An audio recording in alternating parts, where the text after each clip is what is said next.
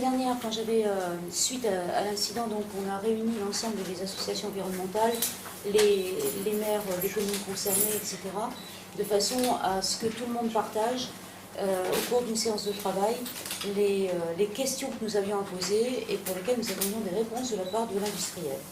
Aujourd'hui, j'ai souhaité réunir à nouveau les mêmes acteurs de façon à ce qu'on ait un point d'étape et qu'ils répondent à des questions, aux questions simples que j'ai posées la dernière fois, et notamment à travers l'arrêté de mise en demeure que j'avais signé la semaine dernière. En gros, c'est que s'est-il passé? Répondre à la question quoi? Quand est-ce que c'est arrivé? Puisque nous avons su assez rapidement qu'il y avait 2 ruptures, et donc une plus ancienne que l'autre visiblement, donc nous voulions des précisions là-dessus. Comment ça a pu arriver? Et comment ça n'a pas été détecté? Donc la question du pourquoi et du comment. Et ensuite, qu'il nous propose un plan de remédiation, de réparation de l'incident et un délai de réparation. On a un début d'éclairage sur ce qui s'est passé, on commence à y voir à peu près, enfin à y voir relativement clair. Nous avons acté également une expertise indépendante également sur le projet, le programme de réparation, sur un avis technique d'experts, sur la valeur aussi de la réparation proposée, puis une expertise permanente de l'état de l'environnement. Parce qu'il faut veiller à ce que pendant le temps où tout ça ne fonctionne pas, que les qualités de l'air, de l'eau ne soient pas mises à mal. Donc tout ça devra être concentré sur un délai assez court, de façon à ce que, si tout va bien et si tout est validé, nous puissions permettre la reprise de l'exploitation dans un délai relativement raisonnable. Et d'après ce que j'ai compris de ce que nous a dit Valais, ça pourrait être à la fin du mois de décembre, c'est ça? Milieu ou fin du mois de décembre. Voilà. Nous allons remettre à plat l'ensemble de la chaîne d'alerte, de façon à ce que tous nous puissions être informés le plus rapidement possible. Je n'exclus pas non plus au niveau de l'ICPE, des termes utilisés pour l'arrêté ICPE, de préciser ces termes qui en 2008 avaient été sans doute laissés un peu trop flous. Là, on a 4 PV qui sont en cours de rédaction, qui vont être à la signature, pour sanctionner les dysfonctionnements des systèmes d'alerte. Également le fait qu'à un moment, l'émissaire étant cassé, il y a eu fonctionnement en absence de l'émissaire. Or, l'émissaire est un élément obligatoire du fonctionnement du complexe industriel.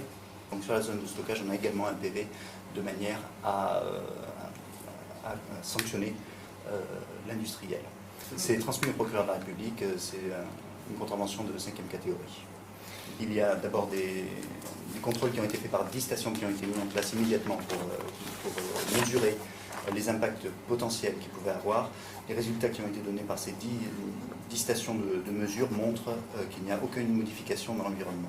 Dans le même temps, l'œil a été missionné, ça avait été fait la semaine dernière, pour aller faire des prélèvements sur zone, pour avoir une étude de fond sur les possibles impacts entre le moment où il y a eu la rupture et le moment où on s'est rendu compte que cette rupture avait eu lieu.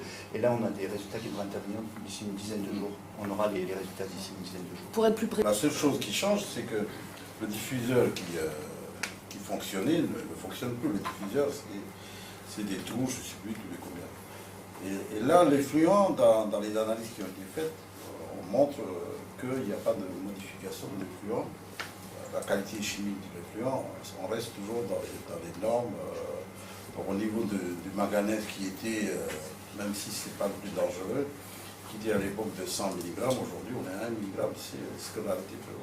Ce qu'on peut dire quand même sur les analyses, c'est que des organismes filtrants ont été analysés, qu'il n'y a pas de traces d'accumulation, et il y a une volonté de faire des analyses directement sur le tuyau, sur le corail qui a poussé et les algues qui ont poussé sur le tuyau, de façon à avoir des choses qui soient très très précises et à la sortie même de l'émissaire. Donc en fait, on mandate l'INERIS et l'IFREMER qui ont une cellule conjointe de travail qui s'appelle l'ARC, qui est spécialisée dans le contrôle et l'expertise sur les impacts sur les milieux marins. Donc ce mandat recouvre 2 expertises. Il y a une première expertise qui va être basée sur l'incident lui-même, arriver à comprendre l'incident et expertiser les causes de l'incident. Nous, on veut un tiers expert totalement indépendant nous dise si ces préconisations sont efficaces et si elles permettent de garantir l'intégrité de cet effluent sur le long terme. Ça, c'est la première partie de l'expertise. Deuxième partie de l'expertise, c'est pendant la durée des travaux, Et il est important que nous vérifions qu'il n'y ait pas d'impact sur le milieu marin pendant la durée des travaux. Les moyens sont déjà les contraventions, oui, mais les sanctions administratives qui vont être posées sans attendre, ça c'est clair, mais au-delà de ça et plus globalement, ce qu'on a évoqué, notamment monsieur le maire de Yaté a fait remonter ça, mais on partage tout ça. Encore une fois, ça aurait peut-être dû être fait plus tôt, mais bon, je ne vais pas refaire le passé. En tout cas, à partir de maintenant, on fait une remise à plat. C'est véritablement une nouvelle gouvernance qu'on va mettre en place autour de ce projet industriel, parce que c'est vraiment capital.